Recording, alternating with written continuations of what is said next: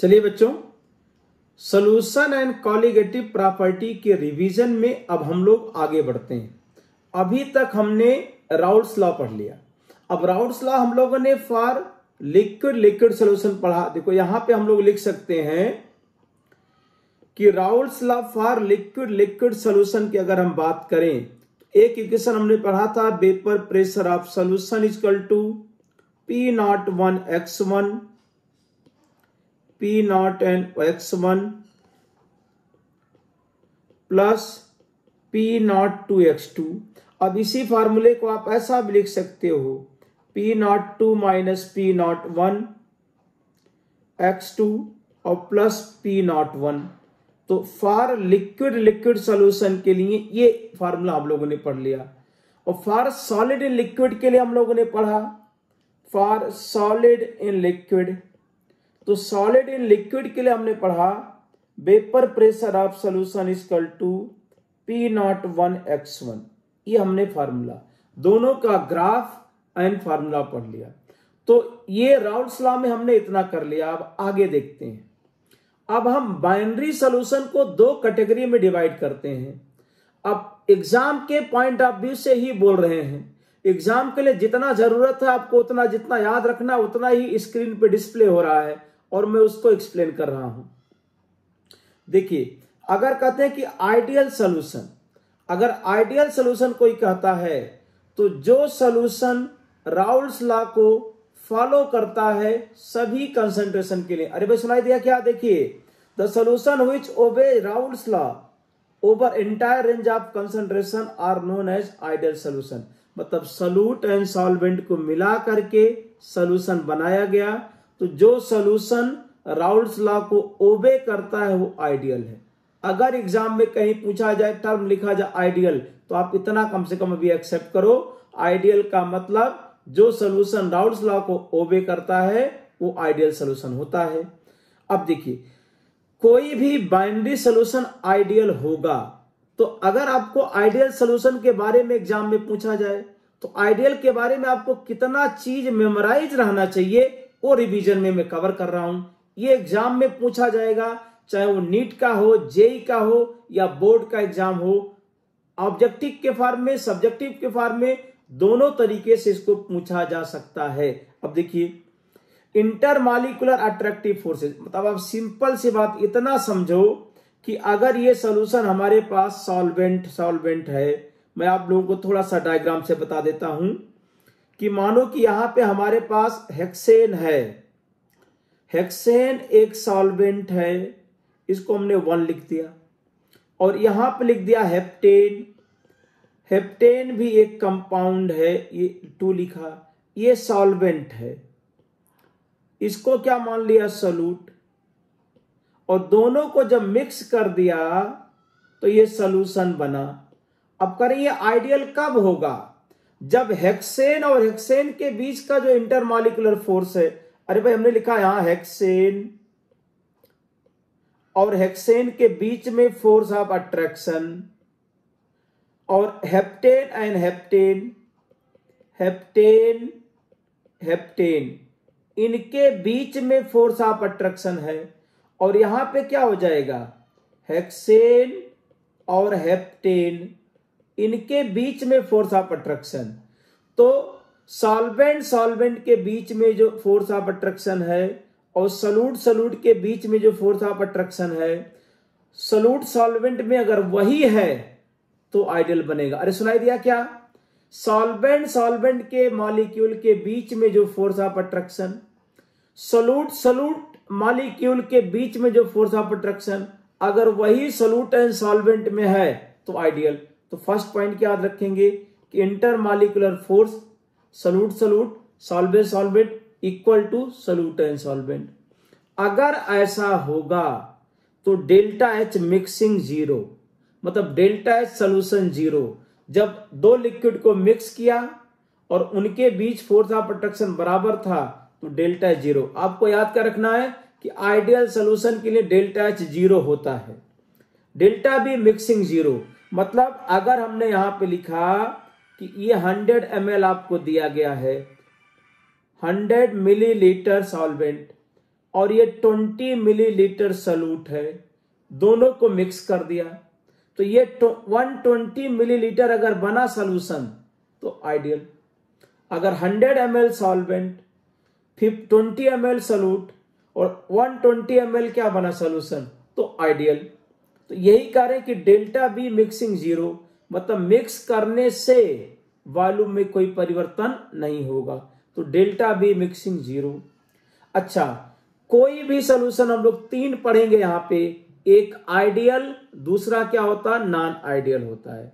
तो ideal case हो या नॉन आइडियल केस हो, ये दोनों टर्म हमेशा सेम रहेंगे। अरे भाई ध्यान से सुन लो, delta S mixing greater than zero और delta G mixing less than zero, क्योंकि प्रोसेस क्या होगा स्पॉन्टेनियस होगा। तो delta S and delta G दोनों का साइन तीनों टाइप के सॉल्यूशन में क्या रहेगा सेम रहेगा। अब हम लोग एग्जांपल्स देखते हैं। आइडियल सॉल्यूशन के जो एग्जांपल्स हैं जैसे हेक्सेन एंड हेप्टेन, मतलब एक ही क्लास के कंपाउंड होने चाहिए। हेक्सेन हेप्टेन क्या हो जाएंगे ideal, benzene and toluene ideal, chlorobenzene bromobenzene, bromoethane chloroethane.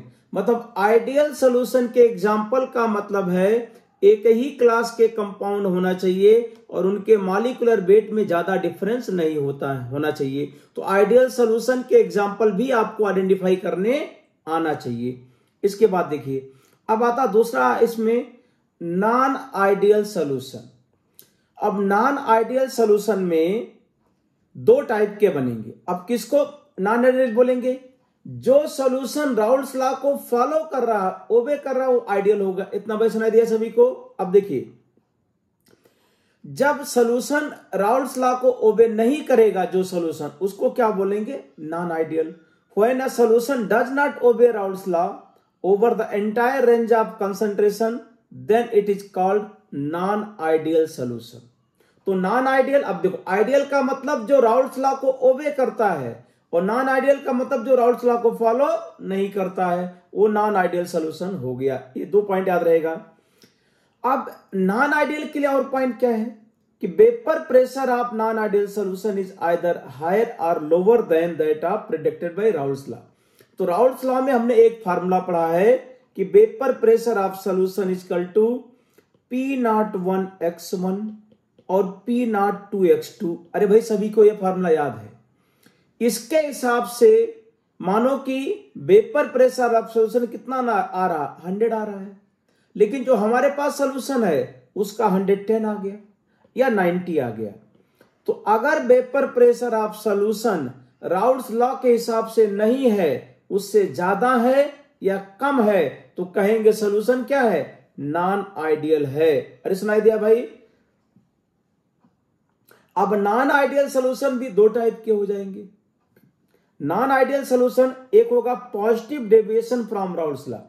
अभी फिर से रिपीट कर रहे हैं, अगर सॉल्यूशन का वेपर प्रेशर राउल्स लॉ के अनुसार नहीं आता है, मतलब राउल्स लॉ के फार्मूला के हिसाब से मानो 100 आना चाहिए, लेकिन सॉल्यूशन का वेपर प्रेशर 110 है या 90 है, तो जो राउल्स लॉ के हिसाब से होना चाहिए वो नहीं है, तो सॉल्यूशन क्या है नॉन आइडियल है।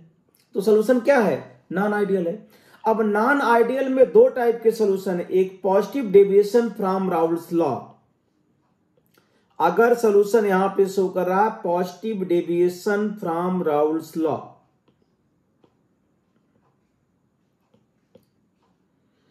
तो positive deviation from Raoult's law का मतलब हो गया कि वेपर प्रेशर ऑफ सॉल्यूशन, देखो if vapour pressure of solution is higher than that predicted by Raoult's law, then solution is said to have positive deviation from Raoult's law। Positive deviation का मतलब solution का vapour pressure जो है Raoult's law के हिसाब से जो आना चाहिए उससे क्या आ रहा है ज्यादा आ रहा है। तो ज्यादा आने का क्या मतलब कि अगर सॉल्यूट सॉल्वेंट के बीच का force of attraction solute and solvent से कम है तो वेपर प्रेशर ज्यादा हो जाएगा। अरे भाई सुनो ध्यान से, मतलब ये लाइन आपको याद रखना है कि solute solvent interaction are weaker than those between solute and solvent interaction. Question में पूछा जाता है कि write 2 characteristics of solution showing positive deviation. अगर सॉल्यूशन पॉजिटिव डेविएशन शो कर रहा है, एग्जाम में आपको लिखना है, तो एक पॉइंट याद रखेंगे, solute solvent interaction weaker then solute and solvent. अरे भाई याद रहेगा। दूसरा पॉइंट, अगर फोर्स ऑफ अट्रैक्शन कम हुआ है तो इसका मतलब डेल्टा एच क्या रहेगा, positive. Enthalpy delta H positive याद रखेंगे। फोर्स ऑफ अट्रैक्शन कम हुआ है तो डेल्टा बी मिक्सिंग क्या होगा, ग्रेटर देन 0। मतलब दो लिक्विड को मिक्स करेंगे तो वॉल्यूम बढ़ जाएगा, तो delta H greater than 0, delta be greater than 0। अगर positive deviation from Raoult's law है तो जो पॉइंट स्क्रीन पे डिस्प्ले हो रहा है ये याद है, तभी आप एग्जाम में परफॉर्म कर पाओगे। बिना ये मेमोराइज किए आप वहां पे क्वेश्चन नहीं कर पाओगे। तो delta H greater than 0, delta be greater than 0। इसके बाद delta S greater than 0, delta G less than 0। कोई भी सोल्यूशन है ये दोनों साइन सेम रहेगी अगर सोल्यूशन बन रहा है तो। अब करें एग्जांपल, तो अगर करें कि सोल्यूशन विद पॉजिटिव डेविएशन का एग्जांपल, तो हम इसमें ऐसा कह सकते हैं, कॉन्सेप्ट ये है कि एक पोलर और एक लेस पोलर। फिर से सुनो, एक पोलर लिक्विड एक लेस पोलर लिक्विड दोनों को मिला दें तो सोल्यूशन विद पॉजिटिव डेविएशन। इसके बाद कुछ एग्जांपल जो एनसीईआरटी में दिए गए हैं मैं यहां पे स्क्रीन पे डिस्प्ले कर रहा हूं, ये एग्जांपल याद कीजिए। ये एग्जाम क्वेश्चंस हैं, एग्जाम में डायरेक्ट पूछे जाएंगे। एथेनॉल प्लस एसीटोन, अगर एथेनॉल प्लस एसीटोन लेते हैं तो ये पॉजिटिव डेविएशन शो करेगा from Raoult's law. Carbon disulphide plus acetone, ये पॉजिटिव डेविएशन शो करेगा from Raoult's law. Water plus ethanol positive deviation show करेगा from Raoult's law. Carbon tetrachloride and chloroform positive deviation show करेगा from Raoult's law. तो जो ये exam questions है इसको memorise कीजिए आप। ये एग्जाम क्वेश्चन है यहां पे, ये डायरेक्ट पूछे जाएंगे। अब इसके बाद आता तीसरा यहां पे नॉन आइडियल में दूसरा नेगेटिव डेविएशन फ्रॉम राउल्स। भाई अब इतना याद रखिए आप इसमें, यदि सॉल्यूशन का वेपर प्रेशर राउल्स लॉ के हिसाब से जो आना चाहिए उससे कम आ रहा है तो सॉल्यूशन कैसा डेविएशन शो करेगा, नेगेटिव फ्रॉम राउल्स लॉ। लिखना कितना है आपको, स्क्रीन पे डिस्प्ले हो रहा। फिर से रिपीट कर रहे हैं, नेगेटिव डेविएशन का मतलब सॉल्यूशन का वेपर प्रेशर राउल्स लॉ के हिसाब से जितना आना चाहिए उससे कम आएगा तो हम कहेंगे ये सॉल्यूशन नेगेटिव डेविएशन शो कर रहा है। अगर सॉल्यूशन नेगेटिव डेविएशन शो करता है तो क्या पॉइंट हमें याद रखना है, solute solvent interaction stronger than solute and solve. अरे भाई याद रखना भाई, ये पूरा कॉन्सेप्ट है, ऑब्जेक्टिव बनाया जा सकता है इससे। इसके बाद में सब्जेक्टिव में स्टेटमेंट एसेसर रीजनिंग टाइप के क्वेश्चन, ये जितने पॉइंट स्क्रीन पे डिस्प्ले हो रहे हैं सारे एग्जाम लाइन्स हैं, एग्जाम में डायरेक्ट पूछी जाएंगी। तो solute solvent interaction stronger than solute and solvent. अब इसके बाद डेल्टा एच पे आ जाइए, delta H less than 0, delta be less than 0, मतलब सोल्यूशन ऐड करेंगे तो कंट्रैक्शन हो जाएगा, वॉल्यूम कम हो जाएगा। और delta S greater than 0, delta G less than 0। तो हमने 3 टाइप के सोल्यूशन आपको बताए। आइडियल सोल्यूशन में भी entropy change greater than 0, non ideal में 2 हैं, positive deviation and negative deviation, दोनों में डेल्टा एस ग्रेटर देन 0 और डेल्टा जी लेस देन 0। तो एंट्रोपी एंड डेल्टा जी का साइन तीनों में सेम है, बाकी डिफरेंस क्या है क्लियर बता दिया हमने। आप इसको मेमोराइज कीजिए, 2 बार देखिए, 3 बार देखिए, लिखिए ये पॉइंट, ये सारे पॉइंट्स एग्जाम पॉइंट्स हैं। इसके बाद एग्जाम्पल की बात कर ले रहे हैं। तो नेगेटिव डेविएशन, एक कॉन्सेप्ट आप ये समझो, अगर हमारे पास वाटर सॉल्वेंट लें और इनऑर्गेनिक एसिड, अब इनऑर्गेनिक एसिड जो कॉमन है HNO3, H2SO4, HClO4, अगर ये इनऑर्गेनिक एसिड प्लस वाटर है तो इसमें फोर्स ऑफ अट्रैक्शन बढ़ेगा। ये क्या शो करेंगे? Negative deviation from Raoult's law. अरे सुनाई दिया? Negative deviation from Raoult's law. इसके बाद ये क्वेश्चन एग्जाम में कई बार पूछा गया, नीट में पूछा गया, बोर्ड में पूछा गया, एनसीईआरटी में दिया गया है। क्लोरोफॉर्म प्लस एसीटोन ये मिक्सचर क्या बनाता? Negative deviation from Raoult's law. Water plus H2SO4, benzene plus chloroform ये क्या दिखाते? Negative deviation from Raoult's law. ज्यादा नहीं डिटेल में जाना चाहते, जितना स्क्रीन पे डिस्प्ले हो रहा है वो एग्जाम्पल मेमोराइज कीजिए। ये एग्जाम्पल्स हैं। अब इसके बाद हम लोग आ जाते हैं एजियोट्रॉपिक मिक्सचर की बात करते हैं। अब एजियोट्रॉपिक मिक्सचर क्या होता है मैं आपको समझाता हूं इसमें, और जो पॉइंट लिखा है उसको आप देखो। Having same composition in liquid and vapour phase. Suppose that हमारे पास यहां पे कि एक सॉल्यूशन हमने बनाया, कि ये हमारे पास मान लो कि यहां पे हमने एक सॉल्यूशन लिया जिसमें 20% एथेनॉल है और 80% वाटर है। यहां पे 80% वाटर। जब इसका वेपर्स बना तो वेपर्स में कह रहे हैं कि मानो कि 90% एथेनॉल आ गया और 10% वाटर। तो अब इसमें करें कि लिक्विड फेज में जो कंपोजिशन है 80 और 20 है, और वेपर फेज में 90% एथेनॉल आ गया और 10% क्या आ गया? वाटर। तो इसको हम एजियोट्रॉपिक मिक्सचर नहीं कहेंगे। जब दो लिक्विड मिक्स होंगे तो हम उनके बहुत सारे सॉल्यूशन बना सकते हैं। मतलब सोल्यूट एंड सॉल्वेंट का परसेंटेज चेंज करके बहुत सारे सॉल्यूशन बना सकते हैं। और सभी सॉल्यूशन में ऐसा होगा लगभग, मतलब एक को छोड़ के, कि जो लिक्विड फेज में कंपोजिशन है और वेपर फेज में जो कंपोजिशन है दोनों इक्वल नहीं होगा।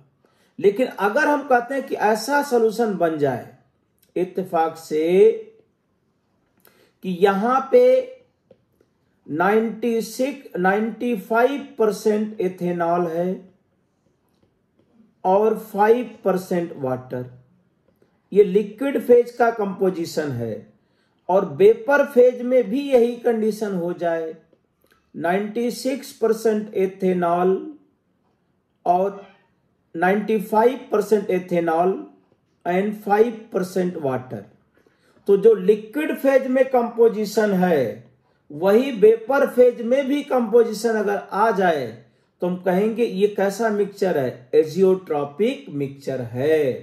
तो डिफिनीशन क्या लिखा है कि having same composition in liquid and vapour phase. ये पॉइंट याद रखेंगे कि अगर हमारे पास नॉन आइडियल सॉल्यूशन है तो non ideal solution azeotropic mixture बनाएगा, और अगर लिक्विड फेज का कंपोजिशन और वेपर फेज का कंपोजिशन दोनों बराबर हो गया तो azeotropic mixture. It is also known as constant boiling mixture. मतलब एजियोट्रॉपिक मिक्सचर को कांस्टेंट बॉइलिंग मिक्सचर कहा जाता है। Can not be separated by fractional distillation. तीनों लाइन याद रखना है। Can not be separated by fractional distillation, ये आप एजियोट्रॉपिक मिक्सचर में याद रखेंगे। अब टाइप्स ऑफ एजियोट्रॉपिक मिक्सचर, तो हमने दो टाइप के नॉन आइडियल सॉल्यूशन पढ़े। अरे भाई याद आया क्या? एक positive deviation from Raoult's law और दूसरा था negative deviation from Raoult's law, और यही दोनों क्या बनाएंगे? एजियोट्रॉपिक मिक्सचर बनाएंगे। जो सॉल्यूशन डेविएशन शो कर रहा है फ्रॉम राउल्स लॉ से वही एजियोट्रॉपिक मिक्सचर बनाएगा। तो positive deviation from Raoult's law और negative deviation from Raoult's law, ये दो टाइप के नॉन आइडियल हैं, यही दोनों एजियोट्रॉपिक मिक्सचर बनाएंगे।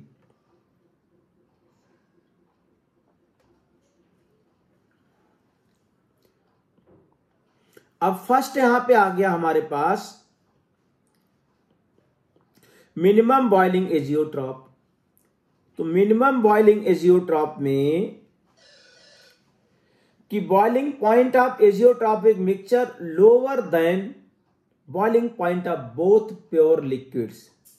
अगर दो लिक्विड हैं उनसे आपने सोल्यूशन बनाया तो एजियोट्रॉपिक मिक्सचर जो बनेगा उसका जो बॉइलिंग पॉइंट होगा दोनों लिक्विड के बॉइलिंग पॉइंट से कम होगा।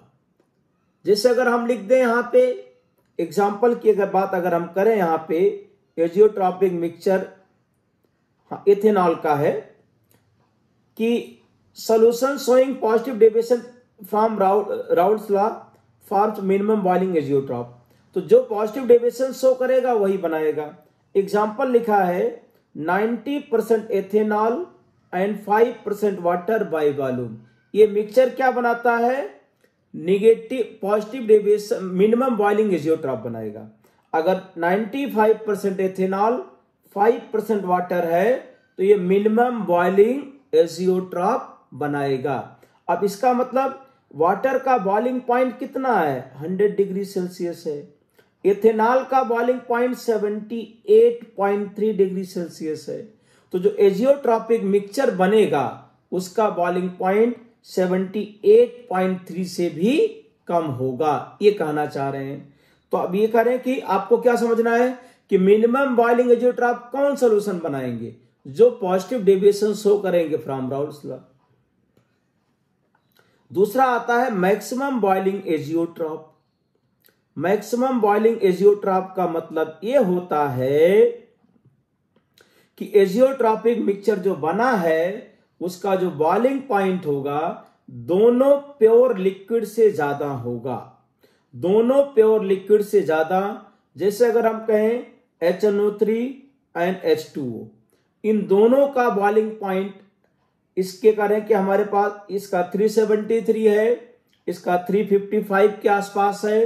तो एजियोट्रॉपिक मिक्सचर जो बनेगा उसका बॉइलिंग पॉइंट 373 से ज्यादा ही होगा, 390 के आसपास होगा इसमें। तो इसमें मैक्सिमम बॉइलिंग एजियोट्रॉप का मतलब कि boiling point of azeotropic mixture greater than boiling point of both pure liquid. अरे सुनाई दिया भाई? तो दोनों लिक्विड के प्योर स्टेट से बॉइलिंग पॉइंट से ज्यादा होगा। Solution showing negative deviation from Raoult's law forms maximum boiling azeotrope. बता दिया, पहले से कई बार रिपीट कर रहे हैं। और 68% HNO3 and 32% water by mass, it forms maximum boiling azeotrope. NCERT का एग्जाम्पल है, याद रखेंगे। 68% HNO3, 32% वाटर बाय मास, ये बनाता मैक्सिमम बॉइलिंग एजियोट्रॉप। बहुत इंपॉर्टेंट पॉइंट ये है। तो हमने एजियोट्रॉपिक मिक्सचर के बारे में आपको यहां पे बता दिया, जितना मिनिमम आपको याद रखना। अब एक टर्म आता आगे इसमें, कॉलिगेटिव प्रॉपर्टीज। तो कॉलिगेटिव प्रॉपर्टी में फर्स्ट पॉइंट आपको यह पता होना चाहिए कि कॉलिगेटिव प्रॉपर्टी क्या होता है इसमें। तो इसमें लिखा है कि सॉल्यूशन का ओ प्रॉपर्टी जो number of particles of solute पे डिपेंड करे, नेचर ऑफ सॉल्यूट पे ना डिपेंड करे। फिर से सुनो, सॉल्यूशन की वो प्रॉपर्टी जो number of moles of solute पे डिपेंड करे, number of particles of solute पे डिपेंड करे, लेकिन नेचर ऑफ सॉल्यूट पे ना करे। मतलब क्या कि अगर हम 1 मोल यूरिया को वाटर में डिसॉल्व कर दें और 1 मोल ग्लूकोज को वाटर में डिसॉल्व कर दें, तो ये यूरिया 1 मोल था, ग्लूकोज भी 1 मोल, तो दोनों का कॉलिगेटिव प्रॉपर्टी क्या आएगा? सेम। इस पे नहीं डिपेंड करेगा कि यूरिया है कि ग्लूकोज है। तो ऐसी प्रॉपर्टी को क्या कहा जाएगा? Colligative property. अरे भाई सुनाई दिया क्या? अब आप देखो, depends upon number of particles. अब कॉलिगेटिव प्रॉपर्टी को हम क्या लिख सकते हैं? Directly proportional to number of particles of solute, या inversely proportional to molar mass of solute, ऐसा लिख सकते हैं भाई।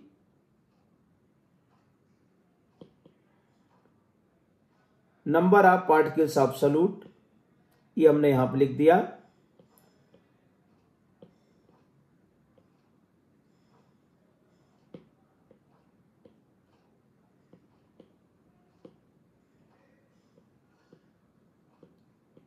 तो colligative property directly proportional to number of particles of solute, inversely proportional to molar mass absolute. और number of particles का मतलब मोल हो गया, आयन होगा, जो भी दिया जाए, मॉलिक्यूल इसके डायरेक्टली प्रोपोर्शनल। अब हम 4 प्रॉपर्टी पढ़ते हैं। Relative lowering of vapour pressure, elevation of boiling point, depression of freezing point and osmotic pressure. 4 colligative property है। सभी लोग ध्यान से सुन लीजिए, नाम कम से कम पहले याद होना चाहिए। हम चारों को डिस्कस कर रहे हैं यहाँ पे। Relative lowering of vapour pressure, elevation of boiling point, depression of freezing point and osmotic pressure. 4 colligative property है। अब इसमें फर्स्ट है relative lowering of vapour pressure. तो जो हमने राउल्ट्स लॉ पढ़ा था फॉर नॉन वोलेटाइल सॉल्यूट, वहीं से लिखा जाता है। और ये आता कितना है, relative lowering of vapour pressure is equal to mole fraction of solute. अरे भाई याद रहेगा, ये लाइन आपको याद रखना कि relative lowering of vapour pressure is equal to mole fraction of solute है, इसीलिए एक कॉलिगेटिव प्रॉपर्टी है। अब देखो आप, lowering of vapour pressure, delta P का मतलब लोअरिंग ऑफ वेपर प्रेशर हो गया, कितना वेपर प्रेशर यहां पे डिक्रीज किया। और P01 का मतलब क्या हो गया, vapour pressure of pure solvent. X2 का मतलब क्या हो गया, मोल फ्रैक्शन ऑफ सॉल्यूट। तो इसमें हम रिवीजन कर रहे हैं, तो relative lowering of vapour pressure का फार्मूला आपको याद रहना चाहिए, delta P upon P01 equal to X2। अब डेल्टा P को हम क्या लिख सकते हैं, देखो डेल्टा P को ऐसे लिख देंगे, डेल्टा P को लिख देंगे P01 और minus P, vapour pressure of pure solvent minus vapour pressure of solution. ये नॉन वोलेटाइल सॉल्यूट के लिए है। और ये मोलर मास ऑफ सॉल्यूट। अब इसका डेरिवेशन हम यहां नहीं बता रहे हैं, ये फॉर्मूला आपको याद होना चाहिए यहां पे।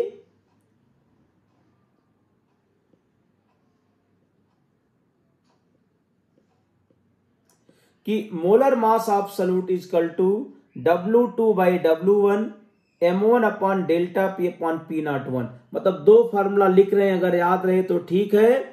कि relative lowering of vapour pressure अगर दिया गया है एग्जाम के अंदर, तो मोलर मास ऑफ सॉल्यूट को लिखेंगे W2 by W1 into M1 divide by delta P upon P01। एक फार्मूला ये NCERT वाला याद रखेंगे, या ऐसा भी याद रखेंगे, M2 equal to W2 by W1 into M1 divide by delta P upon P।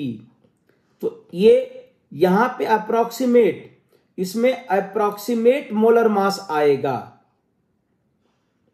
Approximate molar mass आएगा यहां पे।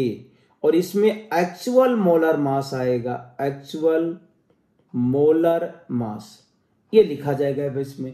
तो अगर relative lowering of vapour pressure दिया गया है, तो W2 by W1 M1 upon delta P upon P और डेल्टा P अपॉन P01, ये 2 फार्मूले आप लिखेंगे मोलर मास ऑफ सॉल्यूट के लिए। इसको मेमोराइज कर लीजिए कि अगर न्यूमेरिकल फ्रेम किया जाता है, मोलर मास ऑफ सॉल्यूट पूछा जाता है, ये फार्मूला आप लगाएंगे from relative lowering of vapour pressure.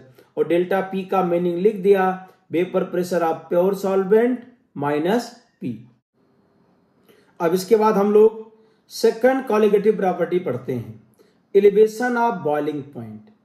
तो हम लोगों को अच्छी तरह से पता है कि solution containing non volatile solute, सुनो ध्यान से, कम समय में आंसर तक, एग्जाम क्वेश्चन तक आपको पहुंचना है। मेन पॉइंट है कि कम समय में एग्जाम क्वेश्चन तक पहुंचना है।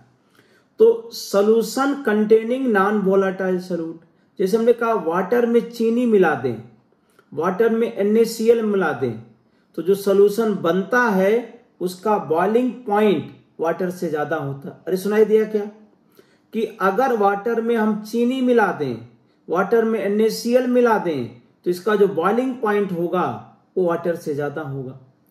तो इसमें करें कि एलिवेशन ऑफ बॉइलिंग पॉइंट क्या है, तो boiling point of solution containing non volatile solute is greater than pure solvent. The difference between boiling point of solution and pure solvent is known as elevation of boiling point. बस मतलब ये कह रहे हैं कि अगर डिफिनीशन भी पूछ लिया जाए तो आपको ये समझना है कि सॉल्यूशन का बॉइलिंग पॉइंट और प्योर सॉल्वेंट के बॉइलिंग पॉइंट का जो डिफरेंस है उसी का नाम है एलिवेशन ऑफ बॉइलिंग पॉइंट। मतलब TB माइनस T0B। तो TB का मतलब है boiling point of solution, T0B का मतलब है boiling point of pure solvent. तो जैसे हमने यहां पे लिखा, तो ये यहां पे सॉल्वेंट है, तो सॉल्वेंट का वेपर प्रेशर क्या होता है? ज्यादा। सॉल्यूशन का वेपर प्रेशर क्या होगा? कम।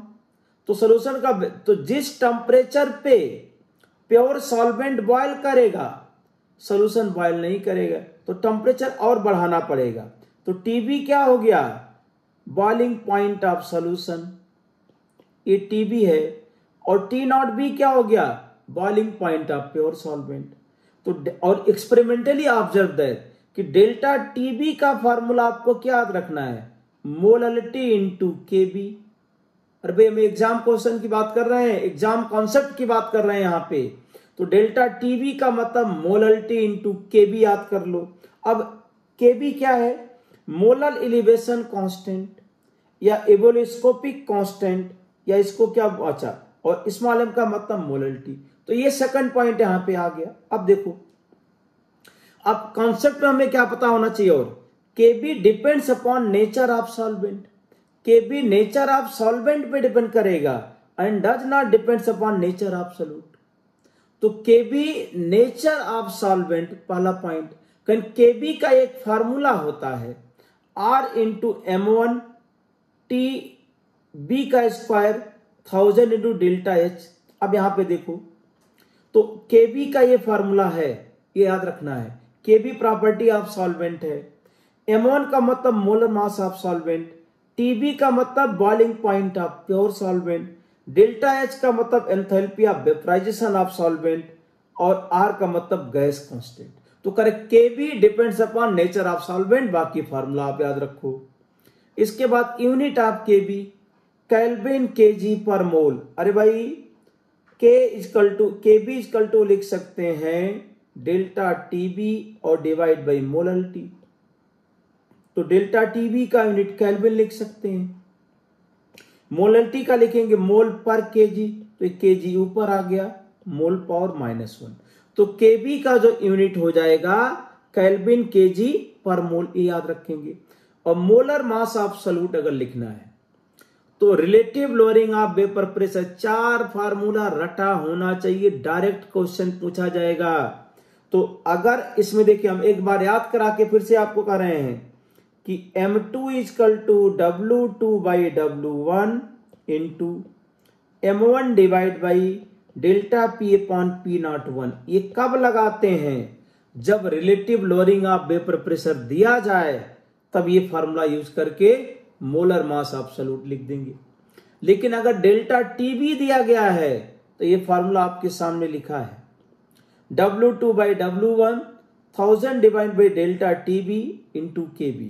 तो 1000 into KB upon delta TB, ये आ जाएगा मोलर मास ऑफ सॉल्यूट जब आपको डेल्टा TB दिया जाए। ये जरूर अभी आगे जब हम एग्जाम क्वेश्चंस डिस्कस करेंगे तब ये फार्मूला वहां पे दोबारा नहीं बताएंगे, डायरेक्ट अप्लाई करेंगे। इसीलिए हम कॉन्सेप्ट रिवीजन अलग से कर रहे हैं, एग्जाम कॉन्सेप्ट रिवीजन अलग से लेक्चर ले रहे हैं। अब तीसरी कोलिगेटिव प्रॉपर्टी क्या है? Depression of freezing point. Depression of freezing point, तो देखिए जो फ्रीजिंग पॉइंट ऑफ सॉल्यूशन होता है वो प्योर सॉल्वेंट से कम, और बॉइलिंग पॉइंट ऑफ सॉल्यूशन जो क्या होता है प्योर सॉल्वेंट से अधिक। Direct exam point of view से सुनो, तो अगर हमने कहा ये हमारे पास प्योर सॉल्वेंट है, तो ये प्योर सॉल्वेंट का फ्रीजिंग पॉइंट है T0F है, सॉल्यूशन का वेपर प्रेशर इससे कम होगा, तो ये ग्राफ जो है नीचे जाएगा। तो जिस टेम्परेचर पे प्योर सॉल्वेंट फ्रीज करेगा सॉल्यूशन फ्रीज नहीं करेगा। मतलब अगर हम वाटर में NaCl मिला दें तो वाटर 0 पे फ्रीज नहीं करेगा और टेम्परेचर कम करना पड़ेगा। तो जिस टेम्परेचर पे सॉल्यूशन फ्रीज कर रहा है वो प्योर सॉल्वेंट के फ्रीजिंग पॉइंट से कम होता है, और दोनों के जो डिफरेंस होता है उसी को डिप्रेशन ऑफ फ्रीजिंग पॉइंट कहा जाता है। देखो यहां पे लिखा है the freezing point of solution containing non volatile solute is lower than pure solvent.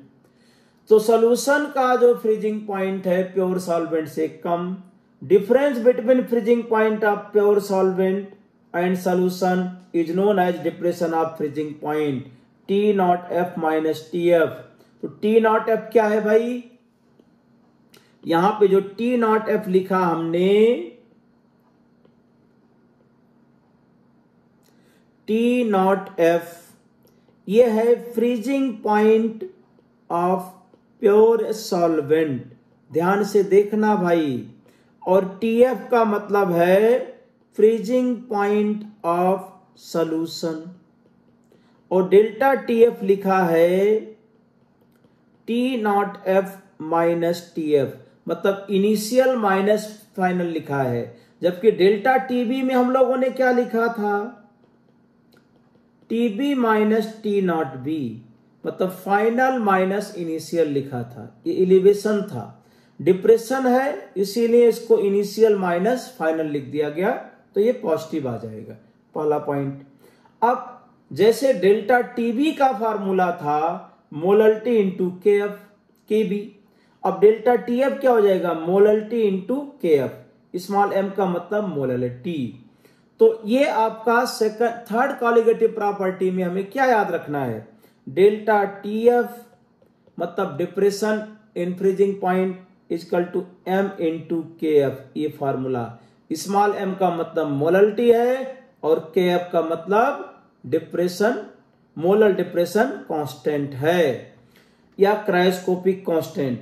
जैसे हमने आगे बताया था कि KB depends upon nature of solvent, वैसे KF depends upon nature of solvent. KF nature of solvent पे डिपेंड करेगा, solute पे नहीं डिपेंड करेगा। केएफ का formula R into M into T F का स्क्वायर, ये फ्रीजिंग पॉइंट ऑफ सॉल्वेंट के square, 1000 into enthalpy of fusion. तो केबी एंड केएफ का फार्मूला लगभग बराबर है। M1 का मतलब मोलर मास ऑफ सॉल्वेंट, ये freezing point of pure solvent, वहां पे था boiling point of pure solvent, वहां था एंथैल्पी ऑफ वेपराइजेशन, इधर एंथैल्पी ऑफ फ्यूजन है। आर क्या, गैस कांस्टेंट है। और यूनिट क्या है, केल्विन केजी पर मोल। अरे भाई याद रहना चाहिए, ये नीट तक में डायरेक्ट पूछा जाएगा। केएफ का केबी का यूनिट क्या है, केल्विन केजी पर मोल, केल्विन केजी पर मोल।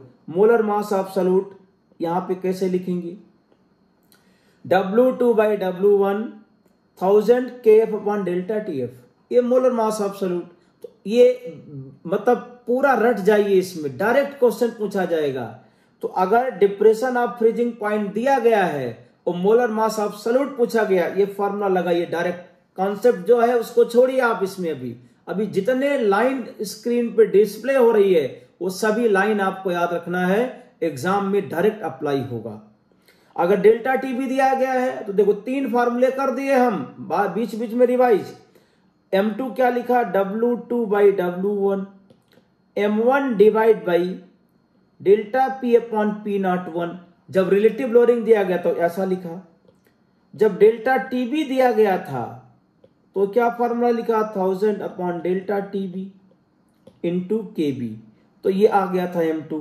और अगर डिप्रेशन इन फ्रीजिंग पॉइंट दिया गया है तो आपको क्या कर देना, डेल्टा टीएफ लिख देना, यहां पे केएफ लिख देना इसमें। तो ये बहुत इंपॉर्टेंट है, इस पे डायरेक्ट क्वेश्चन पूछा जाएगा।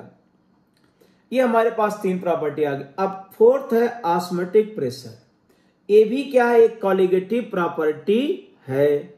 तो अब इसमें एक टर्म आता ऑस्मोसिस, सभी को पता है। मान लो कि हमारे पास एक सॉल्यूशन है, 2 सॉल्यूशन मान लेते हैं, ये लगाया है हमने SPM, semi permeable membrane.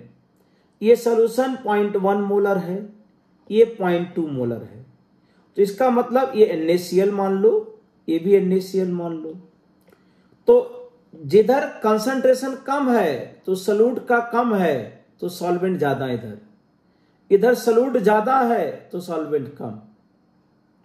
Semi permeable membrane की प्रॉपर्टी क्या होती है कि केवल सॉल्वेंट का मॉलिक्यूल भाग यहां से पास हो सकता है, सॉल्यूट का पार्टिकल इससे पास नहीं हो सकता।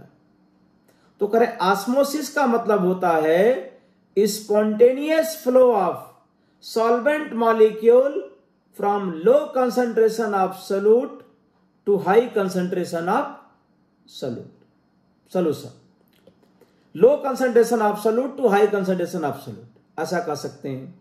तो ऑस्मोसिस का मतलब spontaneous flow of solvent molecule from low concentration of solute to high concentration of solute. अब करें कि ऑस्मोटिक प्रेशर क्या है, तो minimum pressure required to stop the osmosis process, मतलब 0.1 मोलर से 0.2 मोलर NaCl की तरफ वाटर फ्लो हो रहा था, तो इसको स्टॉप करने के लिए जितना प्रेशर यहां अप्लाई करें उसका नाम है osmotic pressure.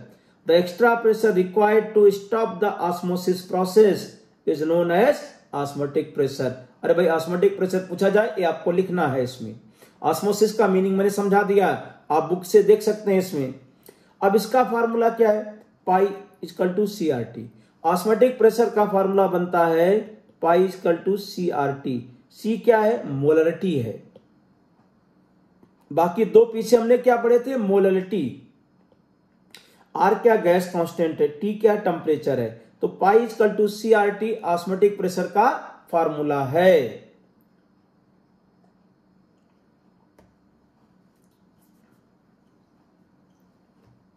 Molar mass of solute, अगर ऑस्मोटिक प्रेशर दिया गया है, मोलर मास ऑफ सॉल्यूट पूछा गया है, तो M2 equal to W2RT upon pi V in litre.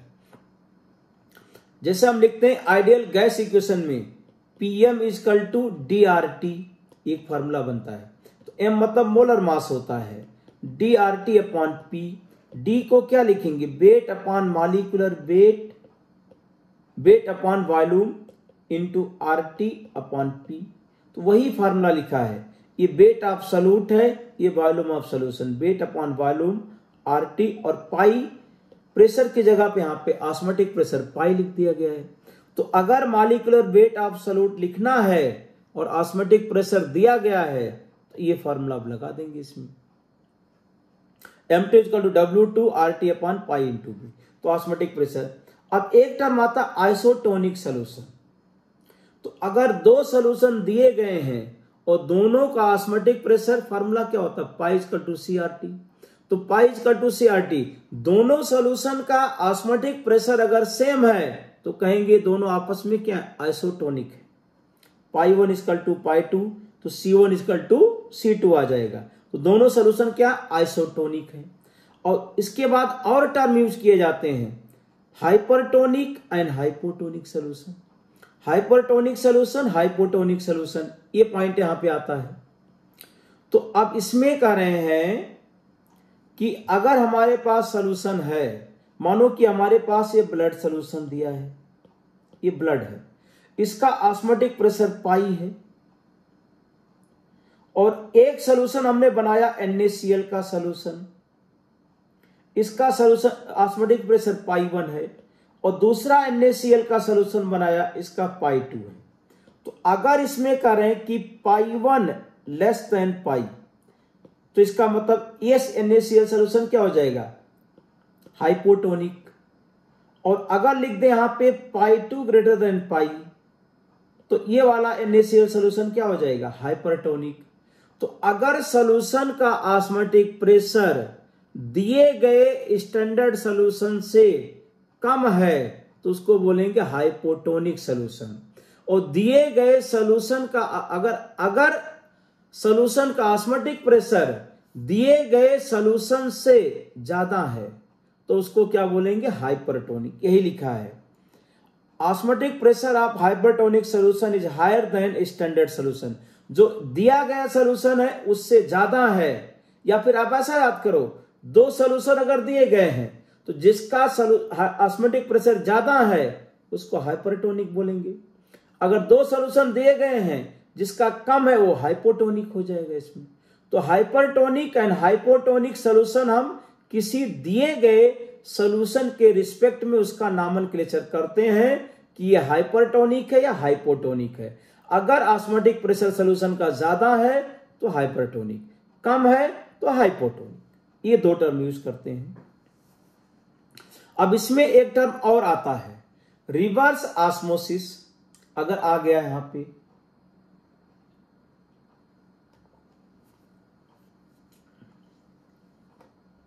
तो ऑस्मोसिस का मतलब क्या था? Spontaneous flow of solvent molecule from low concentration of solute to high concentration of solute. अरे सुनाई दिया भाई? तो रिवर्स में उल्टा हो जाएगा। Non spontaneous flow of solvent molecule from higher concentration of solute to lower concentration of solute या fresh water through semi permeable membrane is known as reverse osmosis. तो रिवर्स ऑस्मोसिस क्या हो गया? Purification of water. भाई यही use करते हैं। ये एग्जामिनेशन में अगर रिवर्स ऑस्मोसिस लिखना तो ये लिख देना है कि non spontaneous flow of solvent molecules from higher concentration of solute to lower concentration और fresh solvent through semi permeable membrane is known as reverse osmosis. इसको बोल देंगे रिवर्स ऑस्मोसिस यहां पे। अब इसके बाद आ जाता है abnormal molar masses and colligative properties. Abnormal molar मास या कॉलिगेटिव प्रॉपर्टी। तो हमने 4 नॉर्मल कॉलिगेटिव प्रॉपर्टी की अभी बात कर दिया। एबनॉर्मल कॉलिगेटिव प्रॉपर्टी का मतलब यह होता है कि अगर हमने सोल्यूट को वाटर में डिसॉल्व किया और सोल्यूट डिसोसिएट कर गया या एसोसिएट कर गया तो नंबर ऑफ पार्टिकल सोल्यूशन में चेंज हो जाते। अरे भाई फिर से सुनो कि अगर हमने एक सोल्यूशन बनाया, जैसे अगर हम यहां पे मान लेते हैं abnormal colligative property,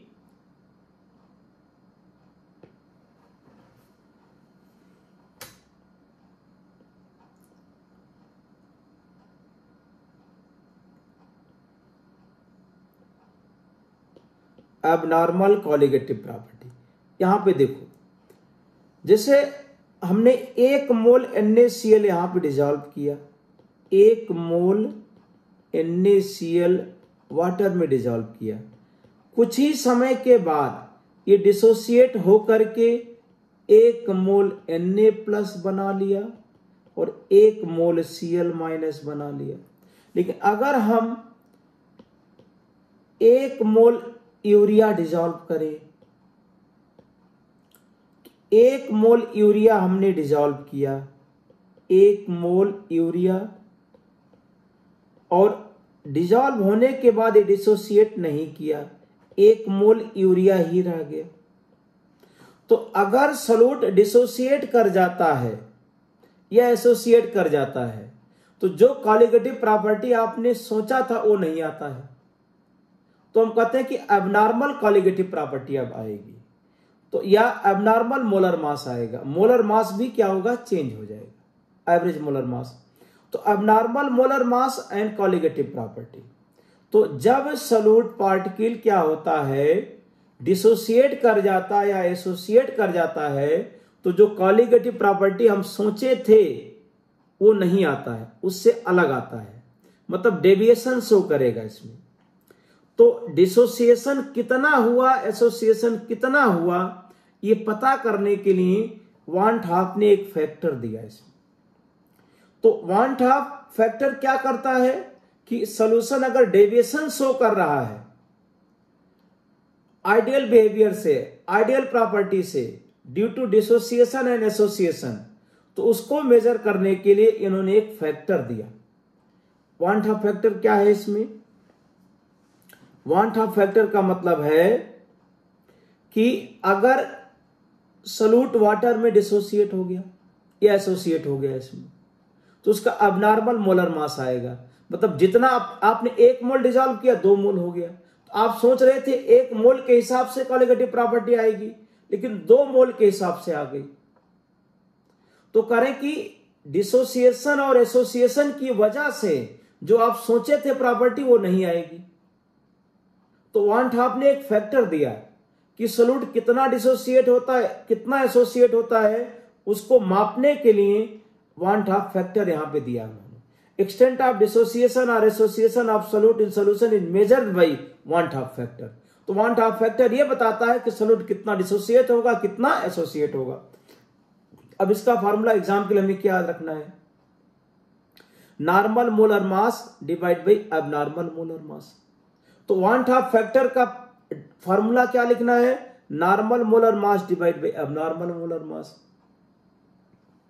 observe colligative property divide by calculated colligative property.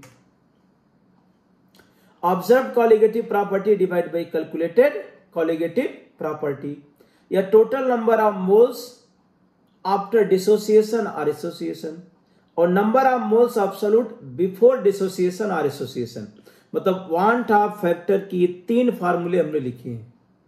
Exam में ये दिखाई दें या फिर आप इसको याद कर लीजिए कि अगर वांट हाफ फैक्टर का फार्मूला हमें मोलर मास के टर्म में याद करना है,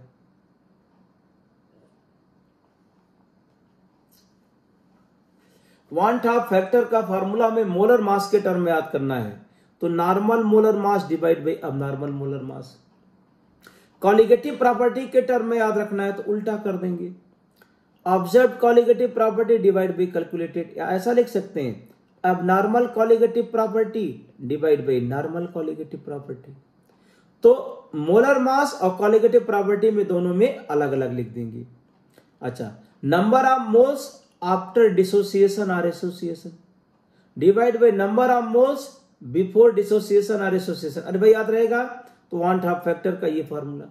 अब इसके बाद देखो, अगर I इक्वल टू 1 है मतलब नाइदर डिसोसिएशन नॉर एसोसिएशन, मतलब ना तो कोई डिसोसिएशन हुआ ना एसोसिएशन, सॉल्यूशन आइडियल है, जितने मोल सॉल्यूट ऐड किया था उतने मोल है after dissolution. I greater than 1 का मतलब क्या है, तो अगर I ग्रेटर देन 1 का मतलब ये समझोगे जो सॉल्यूट आपने डिसॉल्व किया वो डिसोसिएट कर गया। अरे भाई सुनाई दिया भाई, कम से कम इंफॉर्मेशन के साथ आंसर पे पहुंच जाना कि I ग्रेटर देन 1 का मतलब है डिसोसिएशन होगा, I लेस देन 1 का मतलब एसोसिएशन होगा।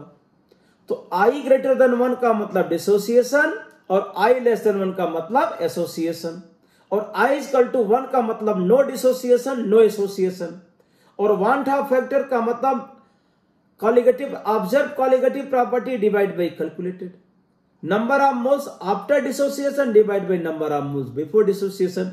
इतना कम से कम याद रखेंगे। अब इसके बाद फार्मूला कि अगर सॉल्यूट डिसोसिएट हुआ तो ये फार्मूला आप याद रखेंगे,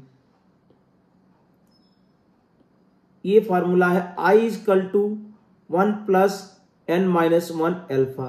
जब हम एग्जाम क्वेश्चन अभी सॉल्व करेंगे तो एग्जाम क्वेश्चन में ये फार्मूले हम वहां पे फिर यूज करेंगे भाई, एग्जाम क्वेश्चन में ये यूज करेंगे। अब n का मतलब है कि जैसे हमने कहा NaCl है, तो NaCl के लिए n की वैल्यू कितनी है, 2 है। अगर हम कहें एल्युमिनियम सल्फेट, इसको आयोनाइज कर दे तो 3 सल्फेट आयन 2 एल्युमिनियम आयन, तो इसके लिए n की वैल्यू कितनी है, 5। तो n का मतलब है कि 1 मोल आयन से, मतलब 1 मॉलिक्यूल आपको कंपाउंड दिया गया है, उसके डिसोसिएशन से कितने मोल आयन बनेंगे, तो n की वैल्यू। अल्फा का मतलब degree of dissociation, number of ions obtained by 1 molecule, ऐसा लिख सकते हैं। अगर एसोसिएशन हो रहा है तो I का फॉर्मूला क्या, 1 plus 1 by n minus 1 into alpha. तो 1 plus n minus 1 into alpha, 1 by n minus 1 into alpha. Alpha क्या, degree of association, number of molecules associated, इसमें नंबर ऑफ मॉलिक्यूल्स एसोसिएटेड, ये फार्मूला यहां पे याद रखेंगे। थोड़ा सा मैं इसमें चेंज कर देता हूं साइज में। अल्फा का मीनिंग लिख दिया और ये पॉइंट हमारे पास आ गया। अब देखिए, हमने 4 कॉलिगेटिव प्रॉपर्टी पढ़ी थी। एक पढ़ा था relative lowering of vapour pressure, एक पढ़ा था एलिवेशन ऑफ बॉइलिंग पॉइंट, एक पढ़ा था डिप्रेशन ऑफ फ्रीजिंग पॉइंट, एक पढ़ा था ऑस्मोटिक प्रेशर, और फिर वांट हाफ फैक्टर आ गया। तो अभी हमने कहा कि इस एसोसिएशन का केस अगर है तो ये फार्मूला आपको याद रखना है, एसोसिएशन में ये फार्मूला याद रखेंगे। डिसोसिएशन के केस में 1/2 फैक्टर का ये फॉर्मूला याद रखेंगे। अब अगर नॉर्मल आइडियल सोल्यूशन है तो आई की वैल्यू 1 हो जाता है, और अगर अबनॉर्मल बिहेवियर है, डिसोसिएशन हो रहा है या एसोसिएशन हो रहा है, तो हम क्या करें, चारों कॉलिगेटिव प्रॉपर्टी में आई लगा देंगे। तो ये हमारे पास फार्मूला बन गया। अब जब ये फार्मूला बन गया है तो आप इसको हम अप्लाई करके क्वेश्चन सॉल्व कर सकते हैं। तो अभी तक हमने देखिए, अभी तक यहां तक हमने रिवीजन में जो है सॉल्यूशन एंड कॉलिगेटिव प्रॉपर्टी के सारे कॉन्सेप्ट, जो एग्जाम कॉन्सेप्ट जिसको कहेंगे, एग्जाम लाइन जिसको कहेंगे, उसको हमने शॉर्ट नोट्स के फॉर्म में यहां पे लिखा। अरे भाई बार ध्यान से सुनो, पहले शॉर्ट नोट्स में हमने एग्जाम लाइंस, एग्जाम कॉन्सेप्ट को शॉर्ट नोट्स में आपको बता दिया, फार्मूले सब बता दिए।